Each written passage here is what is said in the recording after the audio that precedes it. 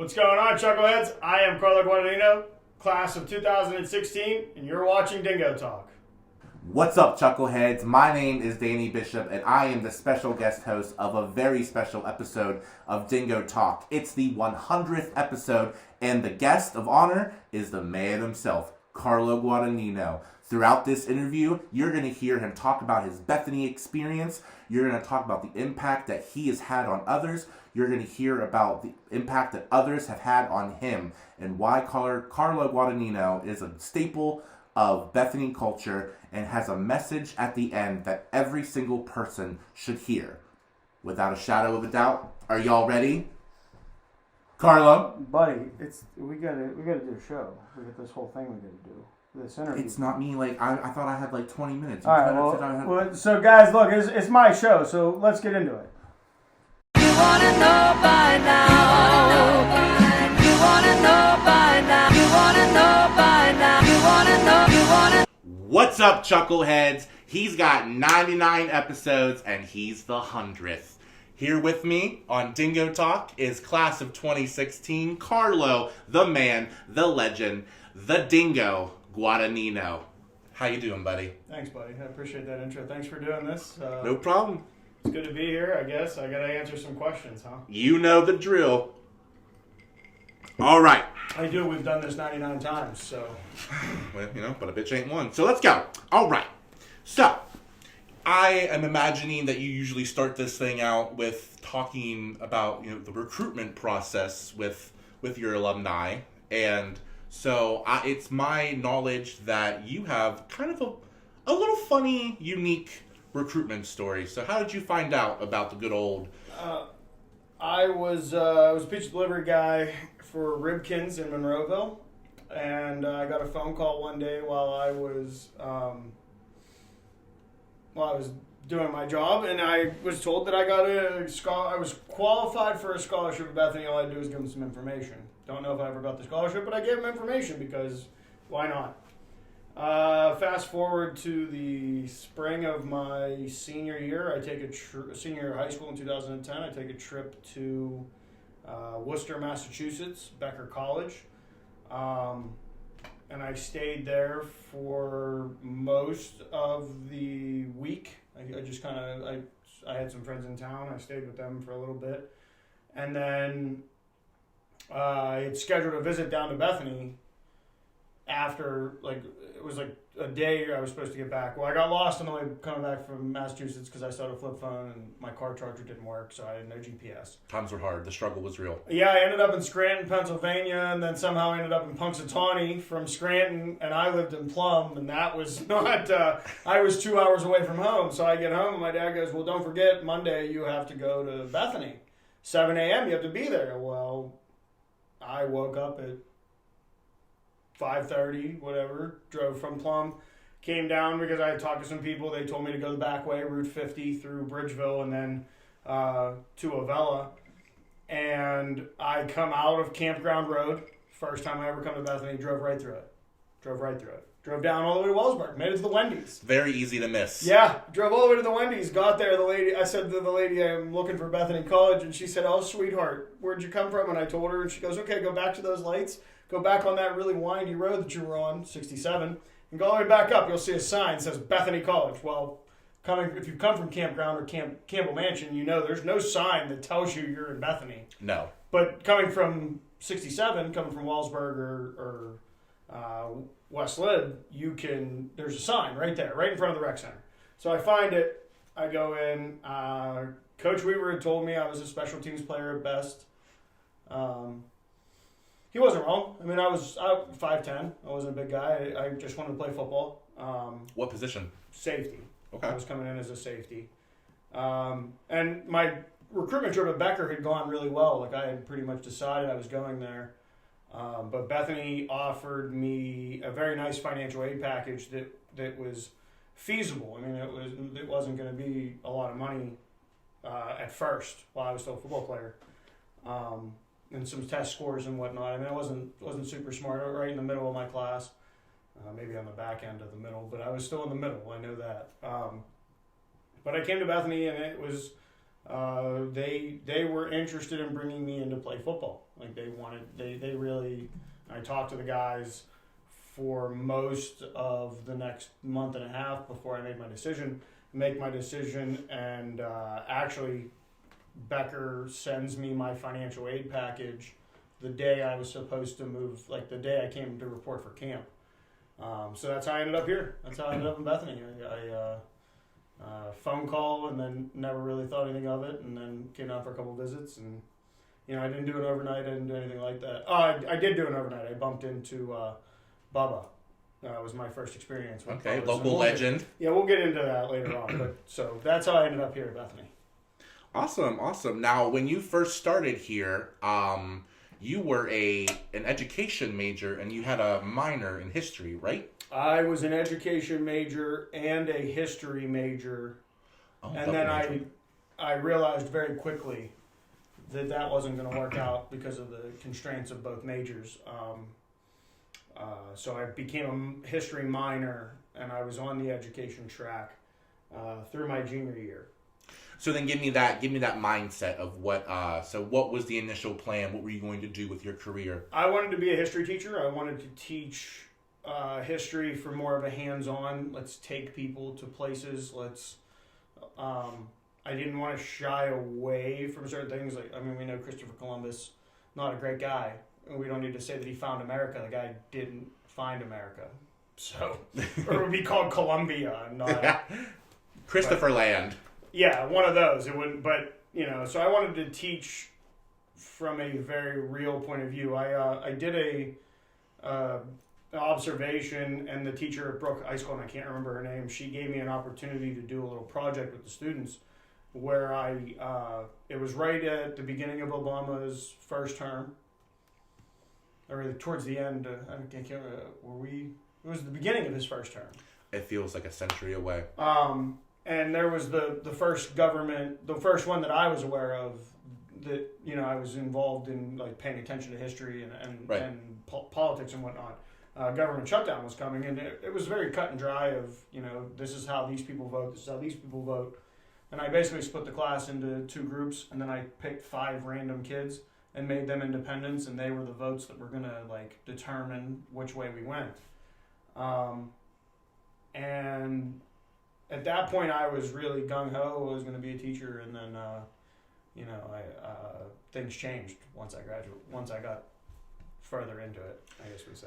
Yeah, so going back to your football career, unfortunately it was cut short. It was during your junior season that you had to step away from the game on the field position. So sophomore year, right before homecoming, Wednesday practice, I went to make a tackle and rolled my ankle. Thought I rolled my ankle. Found out later on. I tore 7 ligaments. Had surgery, had rehab for that. And it was the end of sophomore year. We were working here in the summer. There was a group of us: Corey Arrington, Christian Summerlin, Mike Hensley. We all lived on the same floor, and I had to take the impact test to come back to being a football player. And I took the test, and anybody's taking that test, it's miserable. You click a bunch of things and whatnot. And then I remember Zach Moody calling me and saying, hey, how do you think that went? And it was the same way I always took a test. He goes, good, that made my decision really easy. The NCAA is going to be sending you a letter. You're no longer allowed to participate in any athletic sport collegiately because I had what later would be diagnosed as post-concussion syndrome, which just means I had a bunch of concussions and one of the concussions never fully healed. So, it's something that you deal with. But just really headaches and dizziness. So I walked away from my playing career going into my junior year, and I stayed with the team. Coach Weaver allowed me to still travel with the team, be a member of the team. I filmed the games. I was in every meeting. I was at every practice.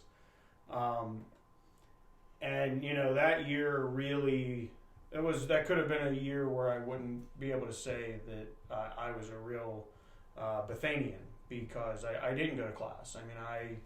I was on certain medications. One of them was supposed to help with anxiety. One of them was supposed to help with sleeping because of the concussion issues. And they did the opposite. They did the opposite. I mean, you lived with me in the house. You know that I would wake up at 11 o'clock as if it was 7 o'clock, ready to go, and then realize I missed my classes.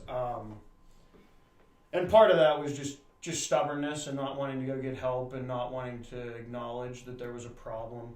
But I didn't go to class. I got a 0.5 GPA. I got a credit for football. That was it. And I came back for J term, took a math class, did quite well throughout the J term period, but the final was 50% of the grade, and Christian Summerlin and I both we showed up and we were late. Jerry Schultz wouldn't let us take the final, so we failed the final. Rude. Well, we failed the final, and Jerry was that was what he was. I mean, yeah, he was very face value. He told you what the rules were from the beginning, and you knew if you were late for a test, you weren't going to be able to take it. So it's one of those, I wasn't mad at him for that. I was mad that, I feel like I think I had like a 97 or 98 going into the class, or going into that final, and that shouldn't have been the determining factor. But so I was on the brink of getting kicked out of school, and I went and talked to Bill Kiefer. I talked to some people on the different faculty, Ken Morgan, a couple other people, and they pointed me in the direction of communications. So I went down. I had a meeting with Emmy Yankasek Gamble, the chair at the time, and we came to an agreement. I don't know how she felt about me then.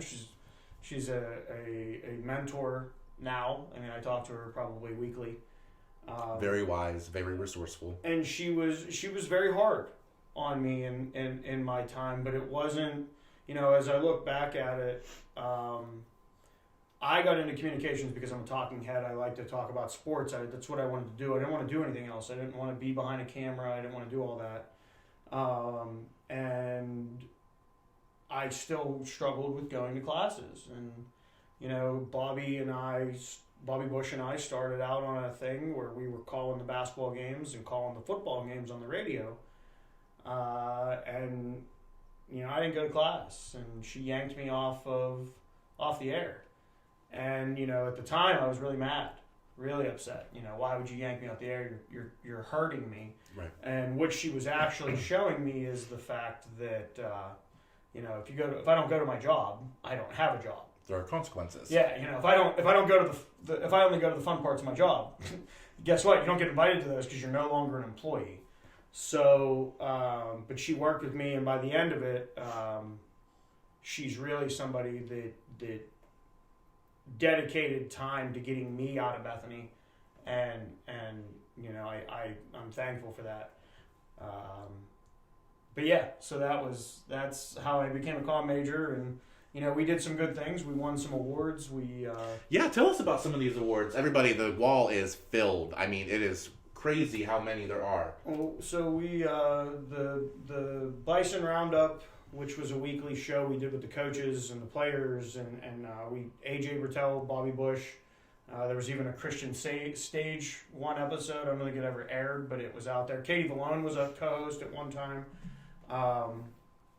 We would talk about what's going on in Bethany. What are the what's happening in sports? We'd recap the sports. That was kind of our thing, and we moved to Bison Game Day, which was a pregame, halftime, postgame show, similar to College Game Day. We sat there. We did a live pregame. We did a live halftime show. We did a live postgame. And a lot of people don't realize that there were times towards the end of the football season where basketball would be going on. So we would do a show from 1, we'd start at 1 o'clock and go to 4. You were booked. And then you'd have a half hour. And you'd come back and it would be, instead of it being a desk outside on the football field, it was 3 benches. Right. And, I really credit that. Eric Sprouse gave me a lot of freedom to do some things. He put me in the Halloween special Jocelyn Nelson and I hosted. We did Light Up Night 2 years in a row. We did Campus Feud, which was a college version. It was a college version of Family Feud, and I was the host, and we had all the sororities involved and the fraternities and student life. The residence advisors were also involved. And we won a Telly for it as a production. It was a great award. Personally, my biggest one is the SAC Broadcaster of the Year award for what was my junior, I guess academically would have been my junior year. It was definitely a time where I covered all the sports, and it was nice to be voted on that way by the athletes and the people that represent the teams. But the thing about it, it's the same thing with this broadcast. There's a lot of people, there's a lot of moving parts behind the scenes that people don't see. Like when I was in college, I was definitely just a talking head, but I would pull cable. I would do certain things because you have a guy like Joe Dumas, who's one of the best engineers I've ever had the opportunity to work with. And when he's telling you, this is what you got to do, you do it. The guy's resume speaks for itself. Eric Sprouse being there to boost an ego that maybe necessarily didn't need to be boosted. ME to be there to knock the ego back down when I got a little big, to humble you for my britches. The comm department, I have nothing but positive things to say about the department that I came from. Absolutely. I mean, it is a well-oiled machine. And the amount of people that have been pumped out. I mean, Cody Coleman, Lily Knight, Katie Valone, Nadim Radar, I always forget his name from Sigma Nu, Cameron Smith, Skip Smith. There's just so many people from that department that did well. McKenna Junkin, Lauren Townsend, like the names, just Emily Stinner. They these names that they're really successful in what they're doing right now. Lexi Naples, Dustin Hess. They're TikTok famous, but we all aspire to be viral. But I mean, you're missing a very, very important name to that list. I mean, you are also right up there. No, see, the thing about it is, and I don't look at it that way.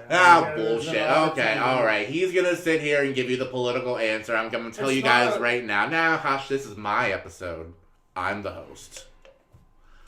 Supposed to be. He is another really, really talented, passionate broadcaster, news anchor. He can do it all, and you deserve any recognition that you have, but that's beside the part. I'm gonna get away from my soapbox. Yeah, move on to your next question. So, all right. So, you mentioned fraternities. Yes. And now Carlo happens to be the refounding father of Alpha Sigma Phi. So, talk to me about the mindset that went in freshman year, where the 14 of us got together. What was going through your mind? So the funny story about that is that we weren't going to be Alpha Sigs. I mean, I had some connections to the house when we got to Bethany in 2010. That was a house that if I was going to join a house, that's the house I was going to join. Yes. Corey Arrington and I were freshman year roommates, and his brother was a Lambda Chi Alpha, I believe. And we had reached out and we wanted to start our own chapter here at Bethany. Just to shake things up. It wasn't necessarily Corey was getting looked at by other houses. I mean, most of the guys in our group, specifically the freshmen of that group were getting looked at. But that didn't. They didn't see an opportunity here due to numbers and it just wasn't the right fit. So J-term our freshman year, I catch the Bethany Plague first week of J-term. I'm out. Terrible. Out. At least a week. I was out for the week. I mean, I remember Corey coming into the room maybe every half hour because I was burning up. But I was out. It was like me being asleep. I was just gone. So I had gotten an email from Heather Mollendor, at the time was the Greek life advisor, and Steve Latour and Josh Arendi wanted to have a phone conference with Corey and I. And the original plan, I don't know if Corey is watching this, I don't know if he remembers, the original plan was Corey was supposed to be the president, and I was supposed to be the guy that handled the things inside the house. We got to that meeting, and clearly I like to talk, and well, I talked during the meeting and gave my ideas, and the powers that be decided, okay, you're the president, and that guy's going to be the second. So Corey was, and he wasn't our original vice president. There was, political things that went into that on the people that we brought in. We had 14 original guys. We had meetings at the Gresh. We held our chapter meetings in the conference center.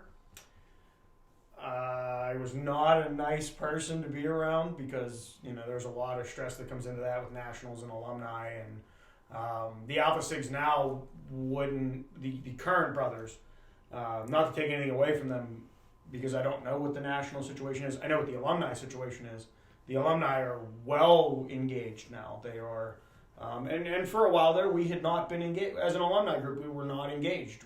There were some things that happened they didn't agree with.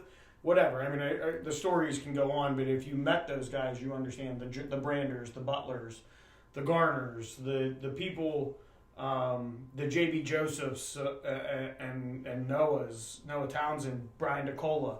Those guys are whether the Nationals and them like it or not. Those are the guys that were helpful. They came back. They wanted to see their house. Yeah, and they really thrive. taught us. I talked to Bob Sandercox, rest in peace.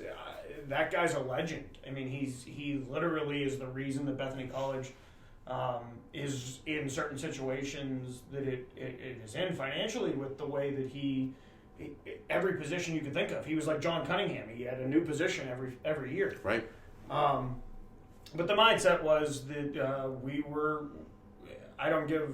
didn't give a shit if you were gay, black, whatever. You wanted to be a part of it. You wanted to be a part of the house. I mean, we had equestrians, we had actors in Ferg, we had basketball players, we had football players, predominantly football players because the people. Those are just the recruiters. But we had runners. We had guys that didn't do anything. You weren't an athlete. You did other things on campus. And I don't mean didn't do anything, but you weren't an athlete. Look at me. I didn't do anything. We had a lot of different, and I don't necessarily think that we were fully accepted at the beginning when we first come into we're the Alpha Sigs. There were some issues there from the other fraternities specifically. Well, it was a delicate manner because we didn't want to step on the legacy that Alpha Sig had already on campus, and we wanted to show that we wanted to take the culture that they had and kind of turn it to a new direction. Well, and I mean, let's be real. When you talk about this campus, it has gone to it's 40. I think it's 42-43% African American. I mean, to not recruit somebody because of their skin color is stupid. And I'm not saying that there are houses on this campus that did that, but we weren't going to exclude. It wasn't us. We weren't going to exclude. That was the whole point. Is that what we did was, and for a long time this was the method. If we didn't 100% agree with who was getting into the house, you didn't get into the house. And if you had a problem with someone, you had to voice the problem, and it couldn't be, I didn't like that person. Right. You had to give a reason, like why don't you like them? What did they do to cause this? And we had a real discussion about it. So, I mean, it's definitely something I'm very proud of. We're 10 years into this now. It's a strong house. I wish them guys the best of luck, and it's something that I'll always cherish. And being a recipient of the Bob Sandercox Award, which we 2013 started. That's something that it'll stay on my wall no matter where I go. I carry my fraternity very proudly. It's a part of who I am. We're just we're on the other side now. We're on the other side of that door. Yeah, man, it's crazy. So even though I'm here in Bethany all the time, but I mean, I'll give them any advice they need. I'm willing to help them. I've had multiple guys from the chapter. They've been down in my apartment to have conversations, to figure some things out. And that's kind of where I feel my role is now, is that I'm supposed to be the guy. And there's a lot of alumni, Thad Allen and Josh Arendi and all these people. Art Keys, Bill Kiefer, Larry Grimes. We have so many people in our chapter that are there to be advisors, and that were great advisors to me. So I feel like it's almost a duty that my job is to. I said duty, but it's almost my job to. I had to break that emotional moment up. Oh Lord! It's almost my job to be that guy. To be there to give advice, and it's not to tell you what to do, because it's not our house anymore. I mean, it's always going to be our house, but it's now time for those new generations to do their thing. I mean, I'm not a college student anymore. I don't know what goes on campus every day, so right. But that's that. So that's Alpha Sig. Anything else you want to talk about in this first part, or? Let's see. Before we go to break, why don't we do this? Name me one highlight from your Bethany College experience that will forever live in your heart. It leads into comps. So I got a phone call Wednesday night of comps, the week of studying, while I was at the bar. And I couldn't answer the phone, so Chuck answered the phone. Chuck got the information. Chuck gave me the information. I laughed at him and told him he wasn't funny. And I proceeded to take another drink, and he slapped me open-handed in front of a lot of people. Told me to get my ass home, because I had to get the hell out of Bethany. And, between him and Harry Chambers and rest in peace Bob Chambers, there were three people in the town that really helped me out there. And, Chambers, I have funny videos of when I was, a senior, and the first couple years I lived in town. I would walk into Chambers and yell out loud, "Morning, Harry," from the front door. Like, the bell wouldn't even stop ringing, and I would already be yelling. And you'd hear him, annoyed, "Morning, Carlo." But then it became, I have a cup of coffee there every day. I have a lunch. I have most of the time. Became a routine. I enjoy the lunch special. I pressure him when he moves the soups away. They shouldn't go away. I think that's my opinion. But I second that opinion. But the soup. Who are we? The soup pot goes away. He can't do anything about it. Is his story. And since we are talking about Chambers, make sure if you're in town, you stop down for a breakfast sandwich, biscuits and gravy. The lunch specials every day. First Friday of every month is Fish Friday. You can get a T-shirt that says, "Chambers, if we don't have it, you don't need it," because that's the absolute truth. And I don't think there's anything more factual that's ever been said in this town. Mm-hmm. And you can also get the Mushroom Capital of the World shirts either in black or in, I believe, neon green. And I hope you don't mind. I'm going to finish this promo for Harry before we send it to him, because this is what we do. It's your show? All right. Well, no, it's your show. I'm just here. That's right. But Harry Chambers General Store since 1917. You need to stop down. This is Danny Bishop hosting the 100th episode of Dingo Talk, the Alumni Tour. I am Carlo Guadagnino, and we'll be right back. Don't go anywhere.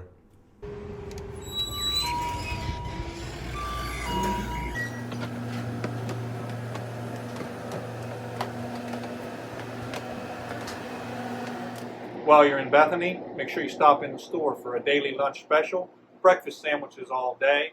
Try out the biscuits and gravy, guaranteed it'll fill you up.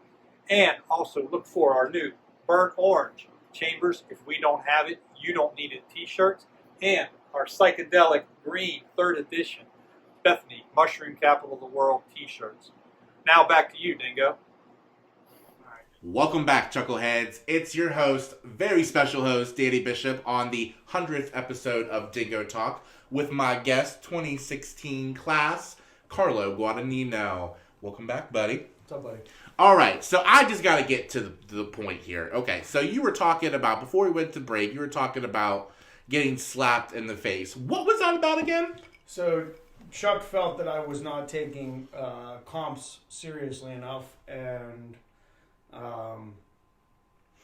the next 2-3 days, it was the kick in the ass I needed. He made a comment that if I wasn't in the study session at 7 a.m. Thursday, that he was going to drive up to campus, come into Alpha Sig, and drag me by an ear. And that's kind of what Chuck was for me at Bethany. He was grandfather, surrogate dad while I was here. Nothing against my father and parents, but Chuck saw me every day. Yeah. I was a frequent. I didn't necessarily drink every night in the bar, but I definitely was down there every day. I got to meet the people, Chuck, Harv, Ed, Nene, Sherwin, those guys. And they always wanted to, they were always there to talk and they bust your balls, but they genuinely cared. Right. And that's what Bubba's provided for the town of Bethany at the time. It also, I think what gets lost in that translation of what Bubba's was, and we all know what it was. If you had a pulse, you could get in there. The thought process of that was, us as students, we were going to drink regardless. There's no, let's not sugar, like you said, you don't want to sugarcoat it. Let's not sugarcoat it. We were all going to drink regardless, and you actually went through an experience where, because you were not monitored necessarily by someone who could have cut you off, you might not be sitting here today. Right. And that's what Chuck and Harv and Ed, that's what they were there for. I mean, obviously they were business guys. They were there to make money, but at the same time, they genuinely cared about the students that came through. And that was that's something that I think the town's missing. And not that they don't care about the students, it's just that there's not an outlet for the students. But we'll get into that, I guess, a little. Yeah. Next section down. So moving on with the Bethany College life, you alluded to it earlier. So comps, it's a very, very big milestone in the Bethany College culture. You can't graduate until you comp. No, my degree's right there, so I must have taken them.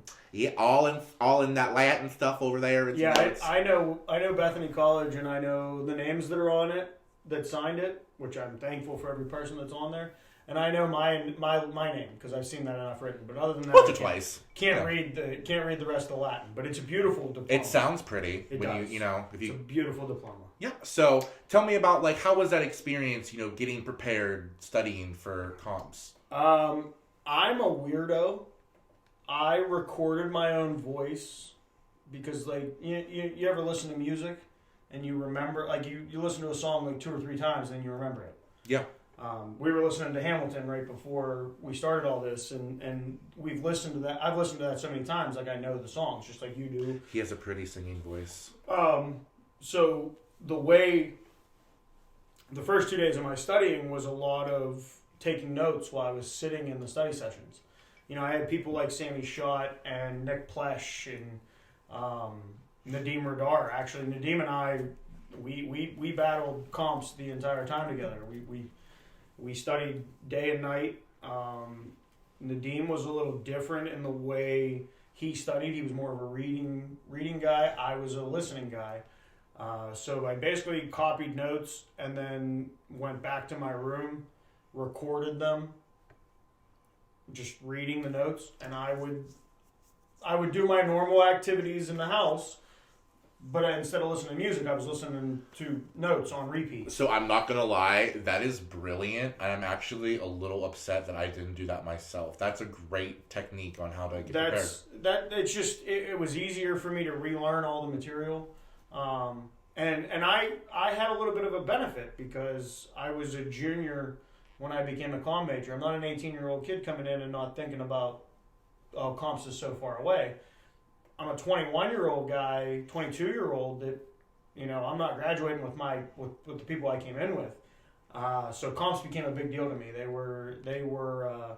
I walked through those Ogilvy gates and I planned to walk out, and I achieved that. And that was, writtens. I know I can take you to the seat I sat in Weimar. I can. I've made the joke on previous episodes of this show. I opened my question, the test. You pull it out of your little folder, and Maureen Golick and Lisa Kukaris were sitting doing the proctoring before the teachers walked in and whatnot. And I had Bubs, Bub's sitting in front of me, and Joe Hoffman was sitting next to me, and they look at their test, and it's like they were math and business guys, so their test was ridiculous. And I read the questions for the first test. It's 9 a.m. in Weimar. Bright and early. And I go, "Are you fucking kidding me?" Oh, he said it. I out loud, and Maureen looks at me and goes, "Carlo, we know you've been here for a while, but you're not allowed to talk during this." So I sat there for 5 minutes, sat in the test, just looking at I studied all these things. I was panicked. It's intimidating. There were certain classes, comm theory and research. A lot of people will remember from that time with Jason Smith was the test you had to, and Viscom, which you and I had together with Jason Smith. It was a tough class. The other classes were very easily laid out. Jason was a very complicated professor. He wanted the best out of you. And he used words necessarily bigger than what my vocabulary was, so I couldn't follow him sometimes. So I focused a lot on the classes he taught. So I get through the first 2 days. I guess I did well. I did well enough that I remember the phone call from Emmy, and she said, you have to do well in orals, which it's sitting in front of a room talking to people, so for an hour I should be all right? I do this, but you did really well. Not well enough. I wasn't. I don't think I was close to distinction. I think it is what it is. I just wanted to pass the test. I walk into my orals, and it's Dr. Sutherland, Emmy Gamble, and Lisa, the I don't know, maybe her name's not Lisa, the librarian. Okay. Those are my 3 people. I've been here for 6 years. Those are the 3 people they put on my board. I got there's my 2 major people. I took 6 years worth of classes, and either the professors had left before, or whatever. But so Dr. Sutherland had asked me a question about international comm at the time, and I kind of made a joke about how the world is flat when you think about it technology-wise. You could be in China, I could be in America, we could have a conversation in real time. It's a different time frame from you to me. I don't think the world's flat, but from a technology point, it's a linear, there's a line. We can be in real time with people that aren't necessarily right in front of us. So that was the first question. I would be remiss if I didn't bring up the fact that I drank and they give you a cup of water, but they gave you like the catering cups. Yeah. So I drank the whole cup of water, went to put it down, and it's a thing about me before I do any type of public speaking, I get a little bit of the shake, my hands shake a little bit. So I went to say something to them, and I didn't realize the cup was where I talk with my hands. Launched the cup across the table. Thank God there wasn't any water. So that's how I started comms. You get that question from Dr. Sutherland. Professor Gamble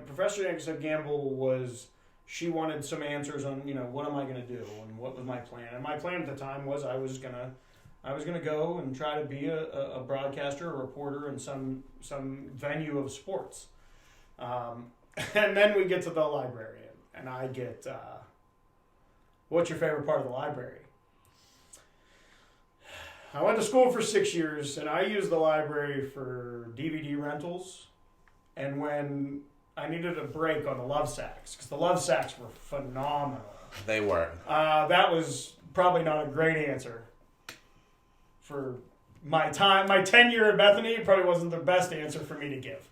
But regardless, I get to walk out, and I did it my way. I walked out the back.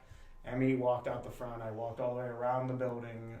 For those that don't know, there's a back entrance to where student life, the comm department, and the admissions office are, and you walk around, and then people are normally in the front. And what I remember is there was a lot of people in the cafeteria that were like kind of up in the window before this new cafeteria. They were up in the window, and it was kind of cool. But I realized I've been there for 6 years, so there's probably a lot of people that were like, "Whoa, you graduated! I could do that if he did it." But I remember, the fraternity all being there and getting my For He's an Alpha Sig song that I had done for many other brothers. And at times had questioned whether or not we were really going to get to that point.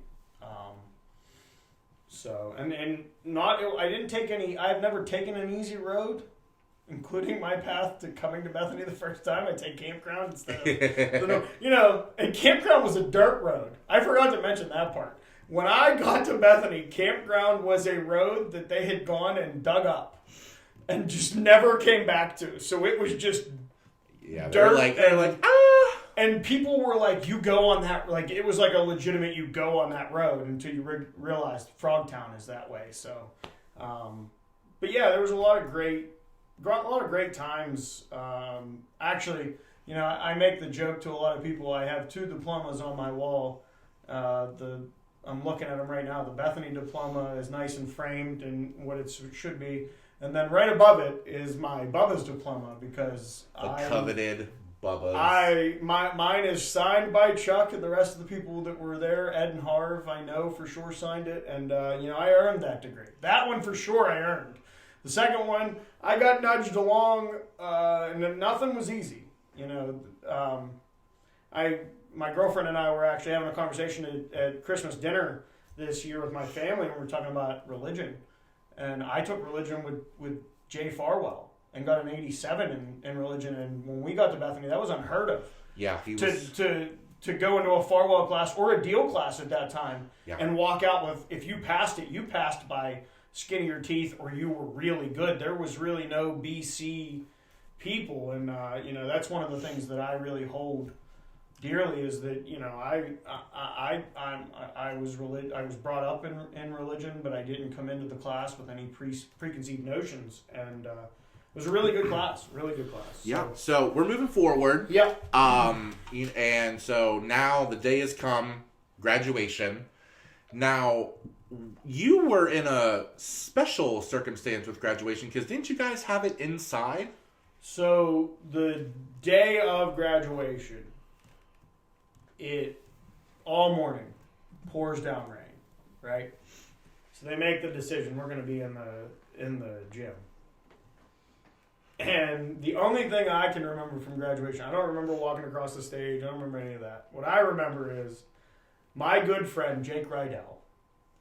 Ethan Barnes and I had woken up. We went to breakfast. We came back. Jake had gotten a shower. And then said, I'm just going to put my pants on. No big deal. About 10 minutes go by and none of us heard from Jake. So we go to his room. He's passed out. So we yell in, hey, the van's here to get us. Because, they did the shuttles. Yeah, we yelled in and it said, hey, the van's here. And shut the door and got in the van. And when he didn't come, he'll get the next one. Yeah, he's fast. He's a football player. He'll run. We sat there. At graduation, and Jake's name got announced. There's no Jake. For a degree in a bachelor's of science, there's no Jake Rydell there, right? So I walk across the stage. I'm back in my seat, and you know the gym doors, the way they make that noise when they open. So you hear the gym door open, and you see this dude just all disheveled. He's got his cap and gown on. He runs in. We get through the end of graduation, and he has to tell Dr. Capel who he is. And they announce Jake at the end of graduation as, Bachelor's of Science, Jake Rydell. And that's one of those memories. It's that Friday night, if we would have had GoPros and whatnot, that footage could never be seen. I don't think any of us went to sleep before, any of us that were graduating, we didn't go to sleep before 4 or 5 a.m. I mean, there was like an hour worth of sleep, and then, it was time to walk across the stage.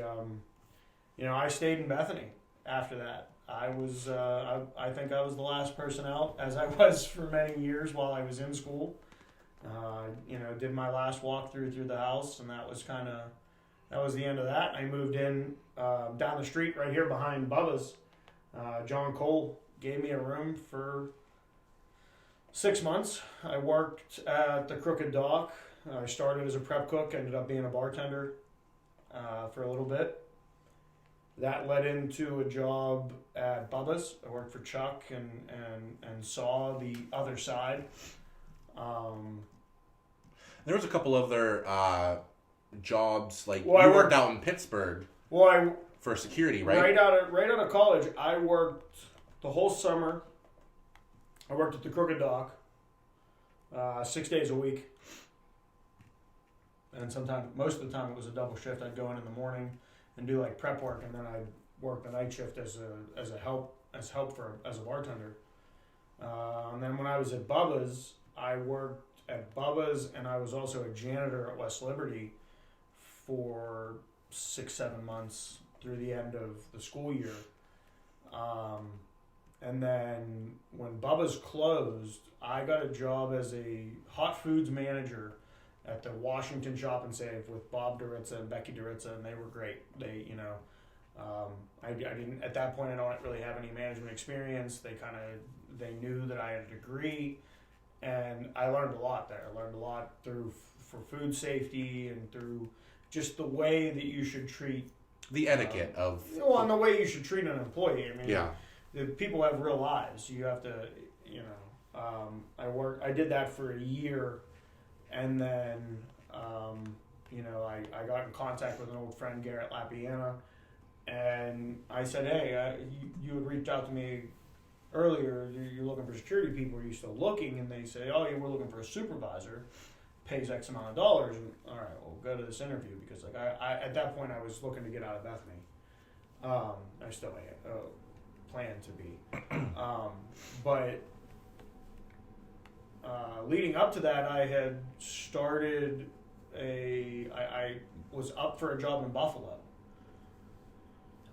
at the Herald Star, and I made it to the final two, and there were some people. Actually, fraternity brother Brandon Fitzpatrick had a friend that got me the opportunity and fought for me, and connections. That led into me writing, and that's, I think, where we're going next, is what was part of my degree. I'll be the judge of where this goes next, Mr. Dingo. So I got the job at Kellington Security. I was a midnight supervisor. I worked the 12 to 8 shift for 4 months, and then I moved up into the afternoon spot and was the lead road supervisor, whatever you know. I was just another jerk off driving a company car, making sure guards were doing their jobs. And then I became an operations manager, transferred around a little bit, and during my time at Kellington is where we really get into what this is. But there's other avenues there before that. So yeah, so let's talk about some of those avenues. So obviously we're on Dingo Talk. So talk to me about the whole creation of Dingo Talk.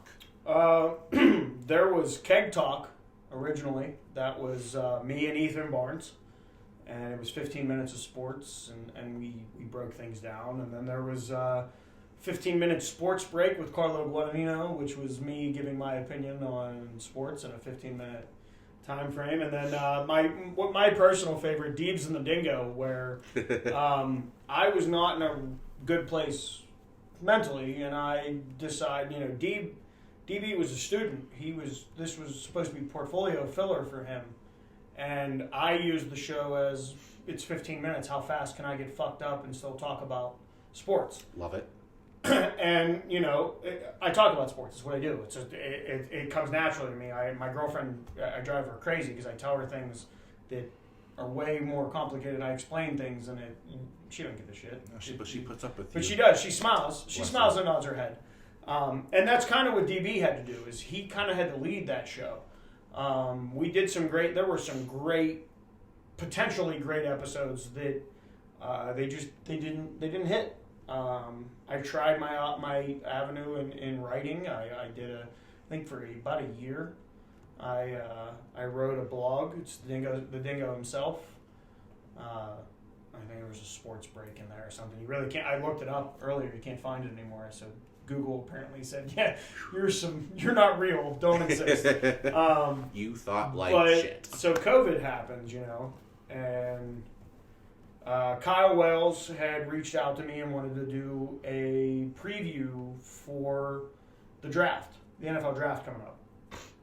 So we do the preview show, which never actually comes to light. There were some technical issues while we were recording it.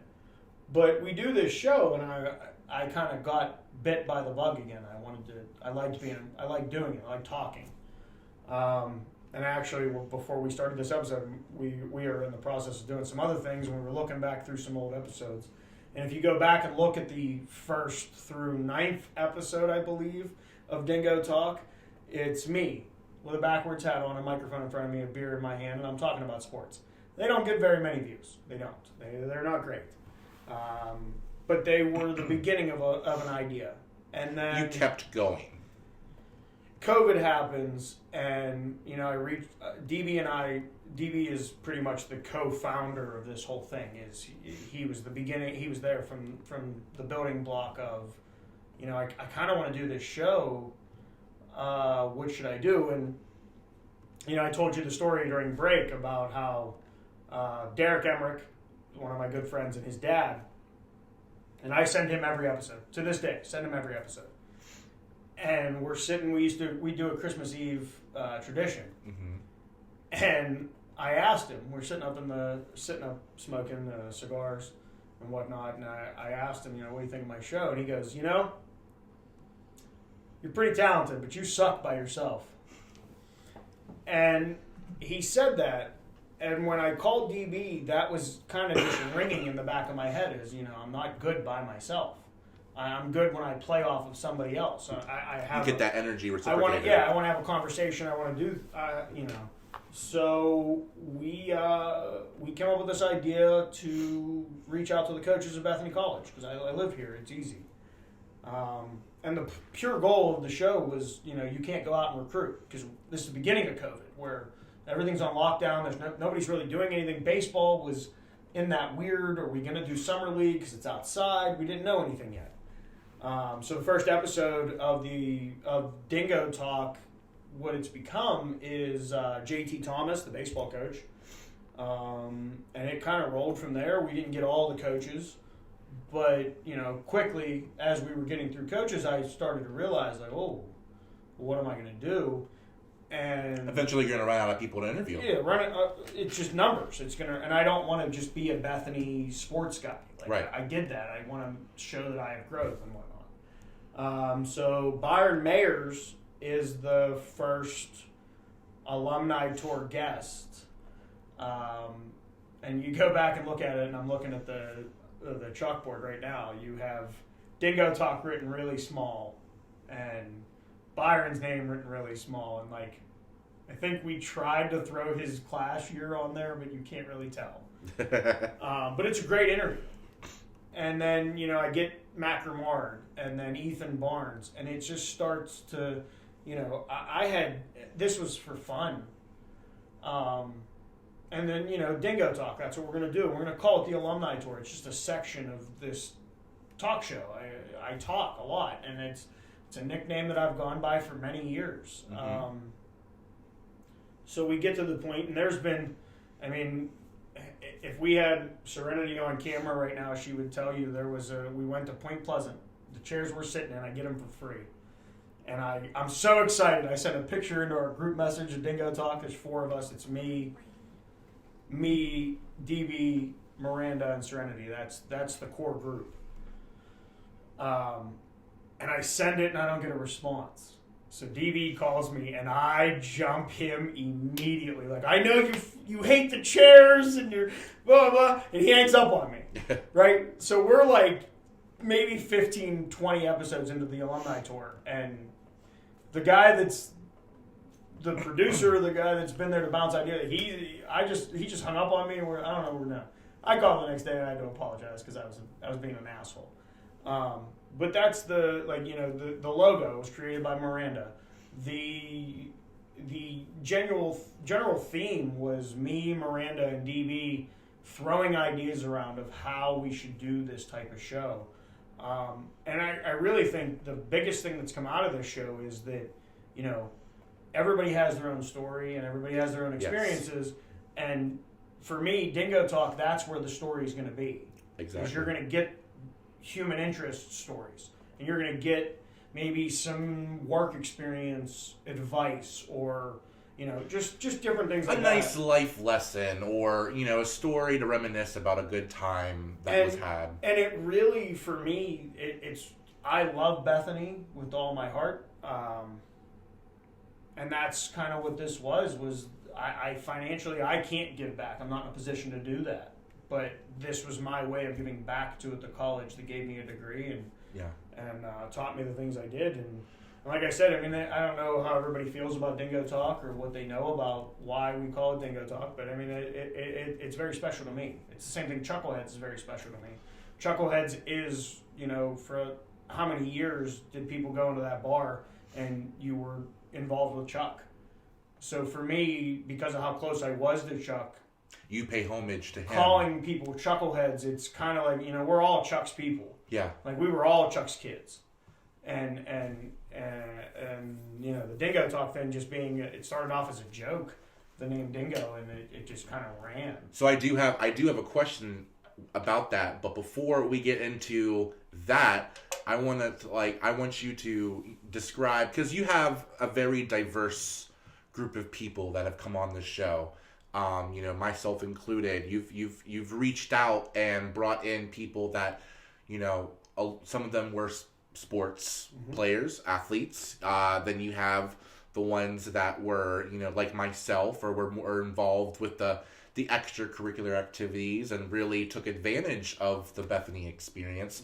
So what was your mindset in picking these people? So at first it was the people that would respond. I mean, I sent a lot. Don't get me wrong. There's probably a lot of people that have told me no, or that they appreciate it, but that's just not their thing.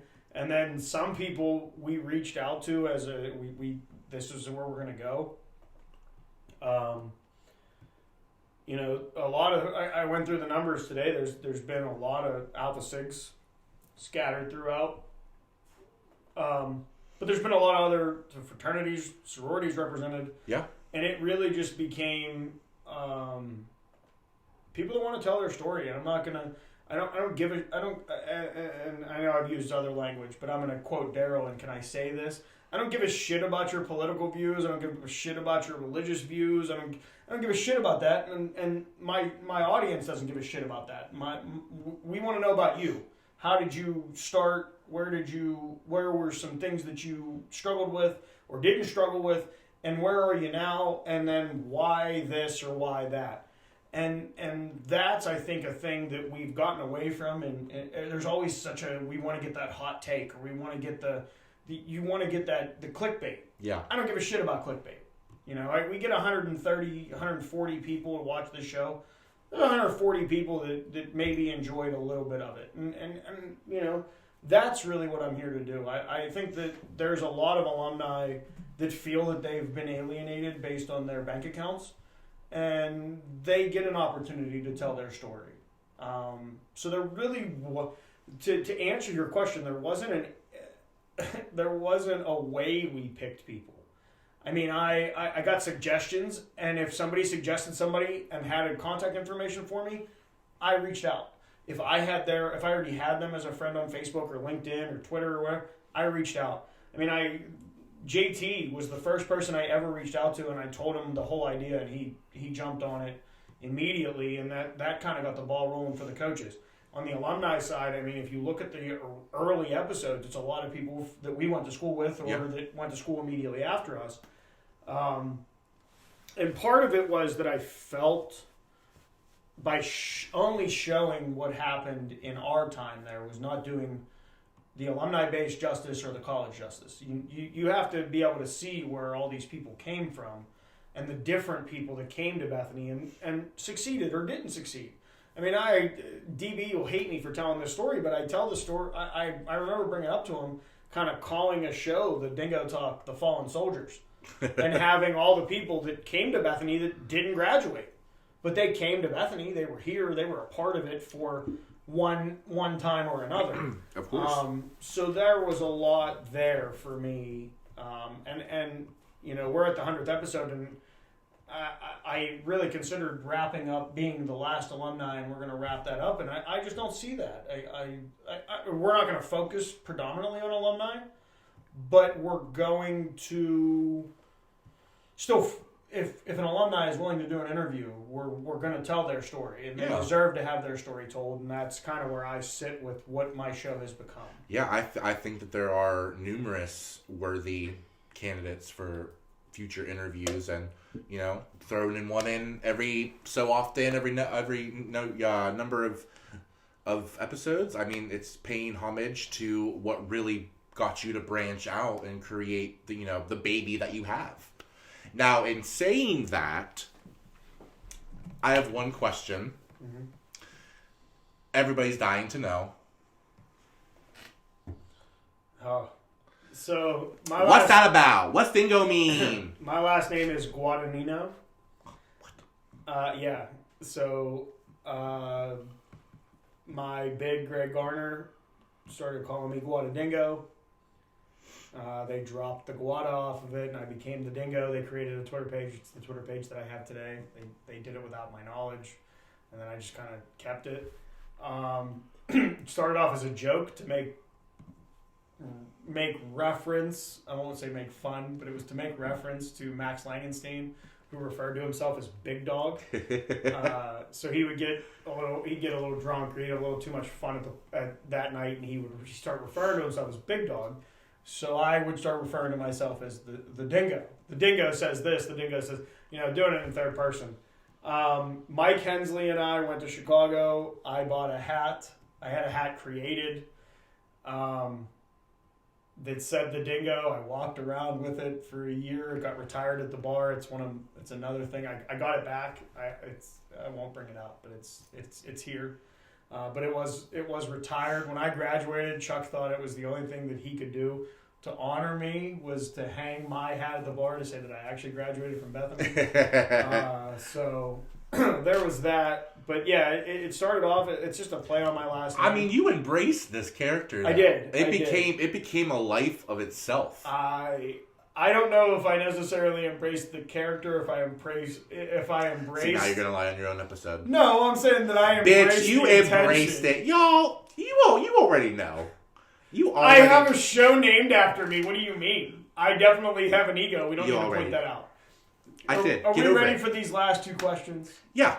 All right, ask the last two. All right.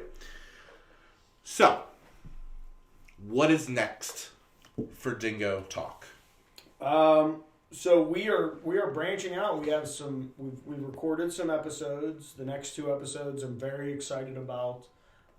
There's some Pittsburgh sports personalities, and they have no affiliation to Bethany. I consider them to be important people. They're in the broadcasting field. We have some coaches. I have a doctor that is doing things with a mouthpiece and concussions lined up. I have some Whippeal basketball coaches, one of which was a Whippeal basketball coach and is now an official in the Whippeal. One was a very successful men's coach and is now very successful on the women's side. I have some former D1 athletes that are now doing things training-wise and whatnot. I have a guy I went to high school with that is a dog trainer. It's called Say It Yes or Say It Again Dog Training, I believe is his. I love it. And he's, it's just, I want to talk to different people. I want to, and like I said, I think we're still going to do the alumni as they come. I'm as of today, I'm pretty excited. I'm going to talk to the new director of alumni, who Dino Emili, and I hope I'm saying his last name right, but we spoke today before this broadcast. I'm going to get him on the show and talk about his experience at Bethany and what he plans to bring as a guy involved with the alumni. But there's just a lot of things. And, I'm going to take a step behind the camera, and we're going to, you're going to launch your podcast in April, Bishop's Confessional. Stay tuned. So you don't know, we don't know what that's going to consist of yet because, we're both unpredictable and we have to get in the studio and actually do it.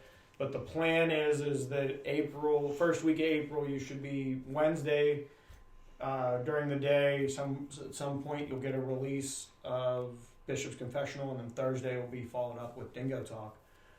So there's a lot of good things. But again, without Miranda Heights and D.B. Browning and Serenity Brown and, David Krim and Tori Magnotti and Jordan, what's Jordan's last name? Moore. Jordan Moore, there's a lot of people, Harry Chambers, KJ Dunn, there's a lot of people that have done a lot for the show. And there's people that I'm not going to mention that they know what they've done for the show. They just... It takes a village. But the village of Bethany.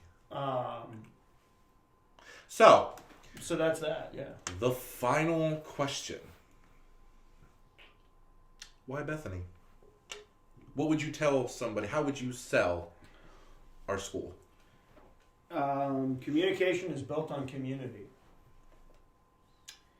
And the reason I say that is because the guy that founded the college, that's what he believed. To build a community, you need communication. And when you come to Bethany, you get a very hands-on education, but it's hands-on and hands-off, if that makes sense. To the sense of, if you skip a class, that professor is going to know you skipped. But they're going to want to know, why did you skip? What's going on? At the same time, you have the freedom. You're 18, you're an adult, you're here, not a lot to do here. There's not a lot. We are very far away from everything. But if you can, Bethany's what you make it. And it's not for everyone. Bethany is a very special place, but Bethany picks you. Yeah. And it's a spiritual thing. It's the campus thing. The place itself has an aura, and it picks you. You either decide that you love Bethany and you're going to stay, or you leave. Because the people that will tell you, and not everybody had a great Bethany experience. We know that. But the people that tell you they had a bad experience, what did they do to improve their experience? Yeah. And the people that did have a good experience still have negative things. I mean, there's a lot of shit that needs to be fixed. It has its flaws. And there's a lot of things that we need to come into 2022 and realize. We haven't yet. That's a flaw. Yeah. But the place itself is special. And the connections and not just the connections you're going to get a job, the connections that you're going to make, lifelong friendships, and the mentors and the peers and the people that you looked at as professors that now look at you as a peer. Yeah. Because you did it. You made it through. You graduated. You walked across that stage, shook hands with whoever the president was at the time, and you get to graduate. You get to say you're a Bethanian, and that's something that it's not for. Again, it's just not for everyone, and there's nothing wrong with that. But I think that we should really focus on, be a bison. Be a bison in whatever realm that means. If you're a fan or an athlete or an actor or just a student, be a bison. Be a Bethany bison. That's what you should. When you come to Bethany, that should be the ultimate goal, and that's why is because it is a community. And without people continuing to add to that community, the community will die. So that's where I am with that. All right.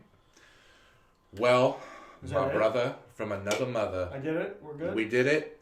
We came, we saw, we conquered, we talked some shit. Everybody, my name is Danny Bishop. I am the special guest host of the 100th episode of Dingo Talk, the Alumni Tour, with class of 2016, Carlo Guadagnino, the friend, the brother, the legend, a staple in the Bethany culture. Big things are coming. I'm proud of you, brother, and I'm excited for this new chapter of your life. Thank you, buddy. Bye, bitch. Thank you to everybody that's been a part of this to this point, and make sure you subscribe to us. You can catch us next week, Thursday, 10 a.m., Chuckleheads. Wanna know by now.